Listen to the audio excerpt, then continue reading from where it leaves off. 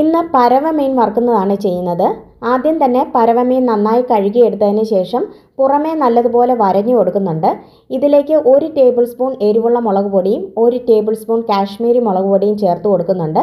1/4 teaspoon മഞ്ഞൾപ്പൊടിയും ആവശ്യത്തിന് ഉപ്പും കൂടി ചേർത്ത് നന്നായി മീനിലേക്ക് തിരുമ്മി യോജിപ്പിക്കണം. അതിനുശേഷം 1 ടേബിൾ സ്പൂൺ ചതച്ച ഇഞ്ചിയും അതേ അളവിൽ ചതച്ച വെളുത്തുള്ളിയും കൂടി ചേർത്ത് മീനിലേക്ക് യോജിപ്പിക്കണം. അതിനുശേഷം ഇതിനെ 10 മിനിറ്റ് റെസ്റ്റ് ചെയ്യാനായിട്ട് വെക്കാവുന്നതാണ്. പാനിൽ വെളിച്ചെണ്ണ ഒഴിച്ച ശേഷം കറിവേപ്പില ഇട്ട് കൊടുക്കാം. ഇതിലേക്ക് മീൻ ഓരോന്നായിട്ട് ഇട്ട് കൊടുത്ത് ഫ്രൈ ചെയ്തെടുക്കാം. 2-3 പ്രാവശ്യം തിരിച്ചും മറിച്ചും ഇട്ട് ഇതിനെ ആവശ്യത്തിനനുസരിച്ച് മൊരിയിച്ചെടുക്കാവുന്നതാണ്. വളരെ സോഫ്റ്റ് ആയിട്ടുള്ളതും നല്ല വെളുത്ത മാംസവും ആയതുകൊണ്ട് തന്നെ ഈ മീൻ പലർക്കും ഇഷ്ടമാണ്. മാത്രമല്ല മറ്റുള്ള മീനുകൾ കഴിക്കാത്തവർ പോലും ഈ മീൻ കഴിക്കാറുണ്ട്. അത്രത്തോളം സ്വാദിഷ്ടമായ ഒരു മീനാണിത്.